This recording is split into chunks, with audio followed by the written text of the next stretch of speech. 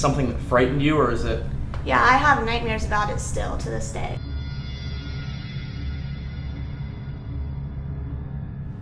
But the kids have seen a little girl here. Her name, they say, is Sally. They play with her. Everybody gets sick in this house. Okay. I mean, everybody loves to be here. They Right. love being here, but everybody always seems to be getting sick. Just like nauseous and headaches. Don't wimp out now. Where's all that threatening, intimidating stuff you did before? Where's that now? It's really weird that not only that these spirits have moved objects, like these bins and totes, but also it's the fact that they're moving objects that... So we can notice it.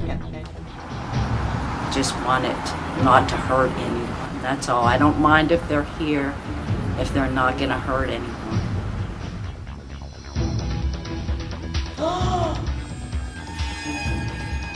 Oh my God. Oh my God. For centuries, people have debated the question of an afterlife in which the spirits of the deceased roam here on Earth with us. It is our passion to turn that question into an answer. My name is Ryan Zacherl. Someone poke me? Who was that? I am joined by my two best friends, Dave Gear. I've never been scared to the point to where I fear my well-being. And that's 2 times in 1 hour. And Steve Hummel. I've seen things, I've heard things in my lifetime that still makes my skin crawl. And this night is surely one of them. It is. And I wouldn't trade it for the world.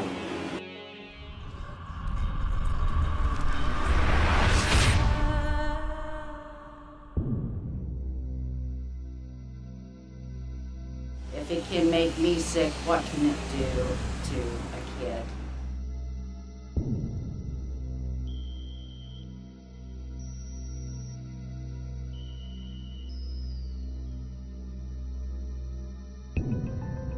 This case was brought to our attention by Chris Dedman.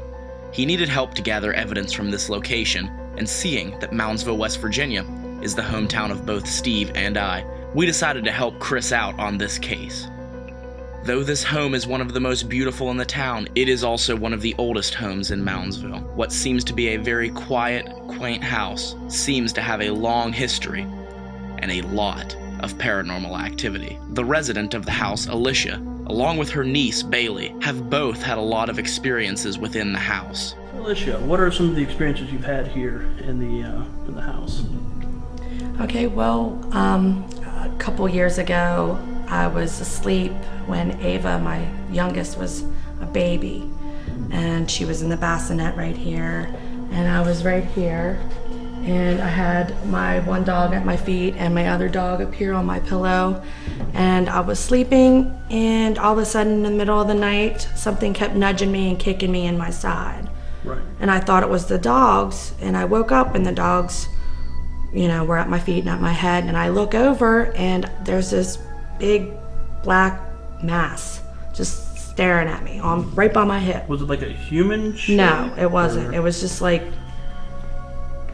I don't know, it looked kind of like animalistic, kind of, but it was black. Okay. And it was dark in here, and I could see it. It was even darker than the room. Right. And all of a sudden it turned around and walked to the end of the bed and jumped off to the end of the bed. Oh, so it was actually right. It was right on here. The bed. Yes, So it was right here. Smaller type of. Yes, it was right here. It was about that big around, and it crawled to the end of the bed and jumped off. And I turned the light on, and all the lights, and I looked everywhere, all over the house, and there was nobody, and there was nothing here. All right, I'm here with Bailey, an eyewitness to a lot of paranormal activity in the house and a personal friend of mine. Bailey, this hallway right here is a place you had a pretty crazy experience. What happened to you right here in this hallway? Okay, I was sitting at the edge of the bed, staring down the hallway, and I said, I wish something would happen, and Alicia said, be careful what you wish for, and then all of a sudden, this door just slammed completely shut, and it was really scary. And is that the only time you've seen doors open and close in this house? Actually, no, this door, I told it to shut, and it completely shut on its own, and then opened back up. Like, it was wide open, and it shut. And is this something that frightened you, or is it... Yeah, I have nightmares about it still to this day. Like, it was just crazy. So Alicia, this is the new edition of the house. Has anything been reported in the new edition of the house that's unexplained?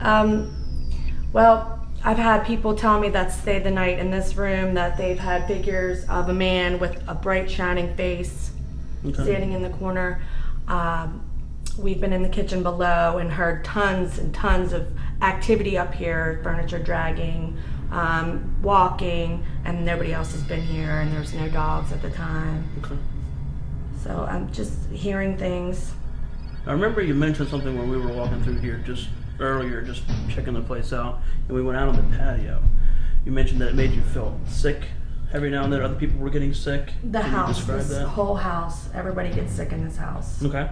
I mean, everybody loves to be here. They Right. love being here, but everybody always seems to be getting sick, just like nauseous and headaches. Okay, so Bailey, down here in the basement, you've had a lot of cool things happen from what I've heard. What kind of stuff that you remember is the most influential to you? Well, first, my picture was sitting on the table with like a handprint or something beside it, like on top of it. And a week later, we came back and there was a saw mark, like a saw was sitting in the dust that, I don't know, it looked like it should have been there for like months, but there's no way that it was there. And we can't find the saw, we don't know where it came from, it's just, And that's one crazy thing about this case, because it takes spirits a lot of power to move these physical objects around, the house. Is that the only reports of physical objects moving down here? Actually, a shoe was thrown at us one weekend. We were here and we were ghost hunting or whatever, and we were down here in the dark and we heard this big boom and it was a shoe. We don't know like where. It was over there in that area. And I brought my boyfriend Josh here the next weekend and we came down the steps and I said, that shoe was the one that was thrown at us. And we walked back to the back room and then we came back and the shoe was in the shoebox. It wasn't in the middle of the floor anymore. So that was really creepy. And then one night we were here down in the dark and a socket was thrown at us 2 times. One was thrown over there and then right here. And it scared us. So that's pretty crazy to have the power that you said the shoe to actually move the shoe and place it in a specific place. Yeah, and we were just right there. Like it happened within a minute. So hopefully tonight when we're investigating, hopefully we can get something to move these objects. And, even to the extent of throwing the shoe at us or even throwing the sockets at us, because that's something that we definitely want to catch on camera and capture. Right, Alicia, you mentioned Kim Woods and some of your children had actually seen an apparition of a man in this hallway. Yes. Okay, could you kind of describe that for us? Well, he was a big man, and it was just a black figure, like, I guess a shadow person is what I would describe it as. And he would just stand there and stare at us. No, was He it in bed. wasn't it an oppressive feeling or just like a feeling of indifference? He was staring at you? Well, Was he it was mad? oppressive. You could, Okay. Yeah, the kids were scared, and I couldn't see it, but my kids seen it. Okay. Kim's seen it. I've seen him in other places around the house, but I didn't see him in the hallway at the time. Okay. Now, could you describe maybe what he was wearing? It was just black. It was just a black Okay. figure.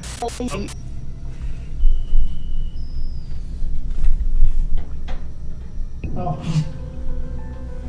My ears still work. That's good.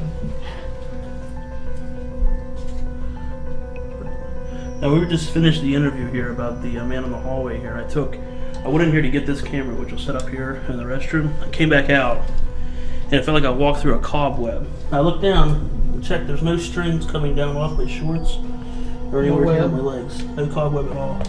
And plus, we had already walked through here on a preliminary walkthrough, so there wouldn't be any cobwebs going from either side of the door jamb to the other. So I don't see anything else that would just describe it any other way that could be possibly unexplained.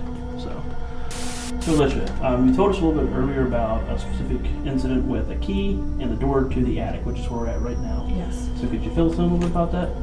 Well, one day, a couple years after I moved in, which we've been here, it's probably about 6 years altogether, I was coming out of my daughter Davy's room, and I turned around and there was this key in the door, just like that. And I was like, wow, where'd that key come from? So, you know, it locks the attic. And I asked my dad about it. He's like, well, where'd you get that key? And I was like, well, you bought the house. You know, you should have the key. He's like, I've never seen that key before. So I keep the key now in my pocket, and I keep the attic door locked because it's spooky up there. All right, Bailey, what kind of stuff has happened up here in the attic? All right, we came up here one night and everything was completely a mess. Like, just stuff was thrown everywhere, and we noticed that these bins were placed like this, and it's just really stupid that this big one is on top of this little one. We thought it was really weird, and nobody would do that. So we looked in the little bin, and it's just full of pictures of me, like from grade school, like baby pictures that we haven't seen for years, and we don't know how they got here. It's just creepy. So it's like the spirits stacked these two totes, bins you would call them, up so that, you know, of course awkwardly, this looks really awkward. So that we could find it, kind of. Yeah, so that you would notice how awkward this is and find these pictures that, you know, you haven't seen in years. And it's just weird that my picture was in the basement and then we see that. With all of these strange eyewitness accounts of paranormal activity in the house, we are very excited to see what we can capture.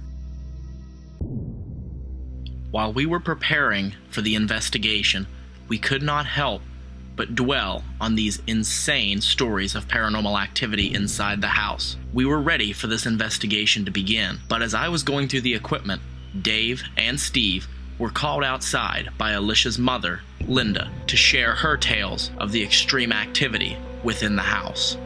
I got deathly sick. I had breathing problems and pneumonia, and then all kind of breathing problems. And when I came home from the hospital, I was in the hospital, I had to have lung biopsies, and they didn't find anything. And when I came home, I tried to recuperate here, but I could hardly breathe here. So when a house came open somewhere close to my daughter, we decided to move. And when I moved, my health improved 100%. My breathing functions and everything improved 100%. And they haven't gone down since. But every time I come back to this house, I get nauseous. My blood pressure goes off the charts, and that's what I've been dealing with for the last couple of weeks. My blood pressure I can't get it under control. And that's why you were getting ready to leave today. And that's why I was getting ready to leave today, because it's making me sick. And when I was in the backyard, in a swing, I got hit on the top of the head with something. And I turned around, and there are no kids. There are trees back there, but none near me. There was nothing on the ground, nothing at all to explain the thump on the head. It was like somebody took a football and smashed me on top of the head. Wow. And I couldn't find an explanation for that. And I didn't tell too many people because, you know, that's kind of something, they think you're crazy when something like that happens. So I didn't really tell anyone about that. But every time I come back here in this house, I get sick. But I wanted to be supportive of my granddaughter and my daughter. They said things were going, all the appliances, things are disappearing, appliances breaking, electric going off and on. I didn't believe it. I didn't believe it. I didn't connect it until I came here and actually saw things and heard things. I believe everything they say now. Everything. I've experienced things in here. Sat on a container and it moved. My whole body moved. Yeah, there are things here. They've only really made me sick. They haven't bothered my husband at all. But the kids have seen a little girl here. Her name, they say, is Sally. They play with her. I've not seen it, but my husband saw it when he came one night. He wanted to come in the house, and the little girl was on the bar in the kitchen. And he hurried up and called my daughter on her cell phone and said, "You need to get the baby off the bar. She's going to get hurt." And my daughter said, "The baby's right here beside me." And when he came in the door, then it was gone. But a lot of people from across the street have seen the little girl in the window. I've not ever seen the little girl, but the kids say she's here, and they talk to her and they play with her. But we've kept the kids away from here for a long time now, because we're not sure what's here, and if it can make me sick, what can it do to a kid? So we're hoping to find out what is here, if it's a good thing or a bad thing. Just want it not to hurt anyone, that's all. I don't mind if they're here, if they're not going to hurt anyone. That's the main thing, just don't hurt anyone. With Linda's testimony, we now understand that there is possibly a child spirit within the house. With all of the stories added together, we can determine that this house has a very intelligent haunting, but we cannot be sure whether this haunting is malevolent or playful spirits. We can only hope that after investigating this location, we will have our answer. For tonight's investigation, we will be joined by a local psychic medium and paranormal investigator, Kim Woods, and her team. We hope that their knowledge of this location will help us to gather as much evidence as possible. Also joining us tonight are Bailey, Linda, and Alicia, and we hope their familiar presence will help the spirits be more comfortable with communicating with us. Recorder. Dave, Ryan, Bailey, and Linda are heading to the second floor. We'll cover the second floor and the attic.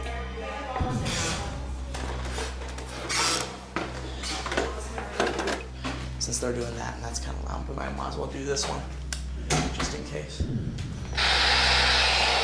Let's see what kind of stuff. So if any voices come through this at all, you know it's a spirit, because all radio antenna connections have been taken out of the radio.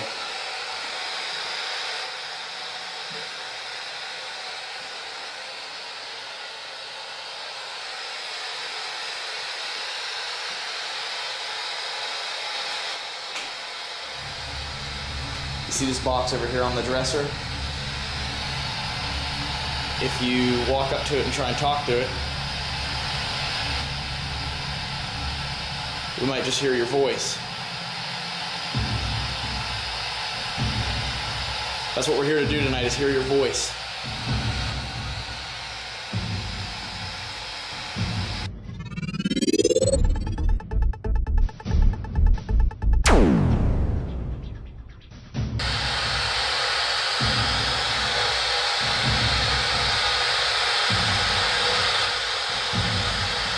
You want to just talk to that recorder Linda has in her hand?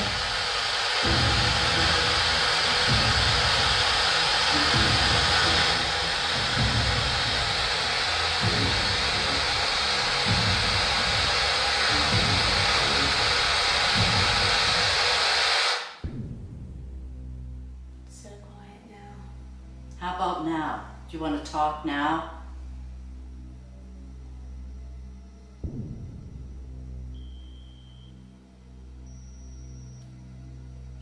Where's Alicia? She's on the first floor with It's so weird how Kim. I'm hearing them so much. We're here. We want to hear from you. Don't wimp out now. Where's all that threatening, intimidating stuff you did before? Where's that now? We want it now. Because we're not afraid of you anymore.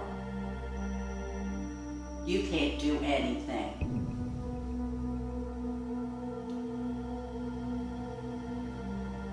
This is our opportunity to show you that you're a wimp. And you're not going to intimidate us anymore because we're not afraid of you.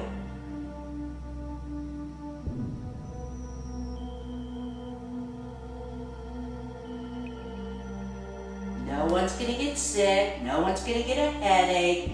No one's going to get scared. Because you don't have that kind of power. Okay. Okay. The guys are all gone now. We're just here with you. Alone. So shut the door. So, shut the door. Touch one of us. Talk into the recorder. You can do that now. All the men are gone. Just us women in here. You don't have to be intimidated anymore. Tough guy. Come on, Silas. Move the door. Stop being a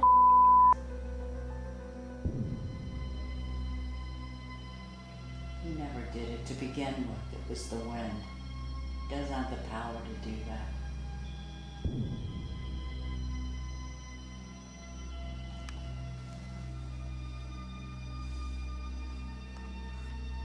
Just boring, boring, boring. Big, tough guy. Threaten us. Kill you. Why can't you just show us that you're here? We know you're here. We know you live in this house. So just stop. Stop being afraid. Like, stop hiding from us.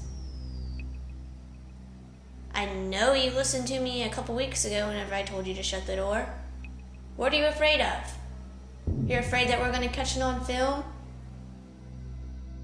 Despite the confrontational provocation performed by Bailey and Linda, we received no paranormal activity on our entire investigation of the second floor. Just the same on the first floor, Kim and her team, along with Alicia, also received no response from whatever spirits haunt this house. At this point, as a last-ditch effort to capture evidence, we decided to leave the cameras and our digital recorders running inside the house as we all completely left and walked down the street. Only a minute after we shut and locked the door behind us, we captured a Class A EVP. This electronic voice phenomenon, or spirit voice that we captured, not only proves that there are spirits within the house, but also proves that they are very intelligent and they were listening to every question that we were asking. You can hear what appears to be a small child asking a question, followed by a response from an older female adult.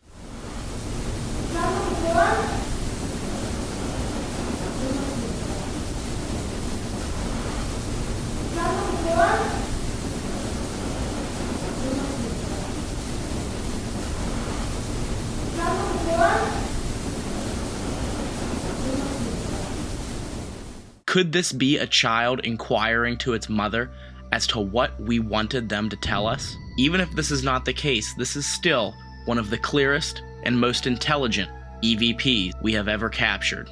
Even though we have not confirmed the presence of a darker male presence within the house, we have just verified the story that Linda had told us about people seeing a little girl wandering throughout the home. But the kids have seen a little girl here. Her name, they say, is Sally. They play with her. I've not seen it, but my husband saw it. Because of how rare this capture was, we decided to return a few weeks later to present the evidence to the family, and also to do a follow-up investigation to see what else we could capture inside the house. Okay, so what happened is after you went out that door, I was actually listening to the recording, reviewing it, and I actually heard you leave through that door right there, and my recorder was sitting at the bottom of the steps. And right after you leave, I heard you slam the door, and then about a minute or so after you leave, we captured a couple of voices. So I want to see if you can hear these voices. Okay.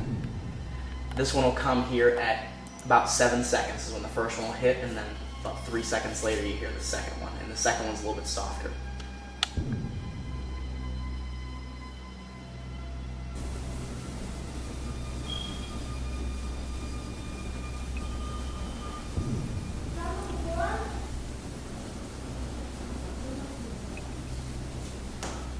Wow. That is, Don't tell me. wow. That was plain as day. Yeah, it that was. was, wow. That's amazing. You have to turn up for my mom now. There we go. It's up. All right, you ready?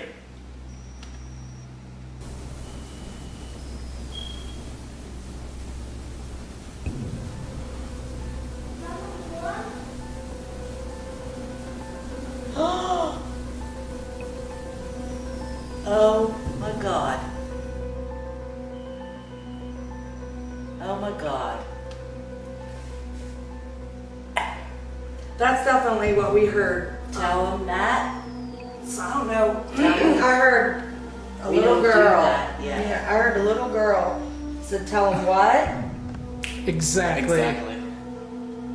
Yeah, that's the same voice that the mommy was when after these guys were gone, and the same woman that was singing. I mean, it was plain as day is like that. That's creepy. But it's still, it wasn't as, that was creepy, but it wasn't as creepy as when they said, get out now. I don't know. That was creepy. That's creepy because, Did you hear the second part of it? Yeah, it was some woman. She said something. I we don't know. don't do that. Yeah. Yeah, you guys are good. We don't do that. After presenting the evidence to Linda and Alicia, we set up and underwent another night of investigation inside the house. But to our disappointment, we received no activity and no paranormal evidence. This house certainly is very mysterious. From the severity and the number of stories that were told to us by the family living within the home, we thought this investigation would be full of personal experiences and evidence. But in the end, after 2 long and quiet nights inside the house, we left with only one recording that still to this day gives us chills.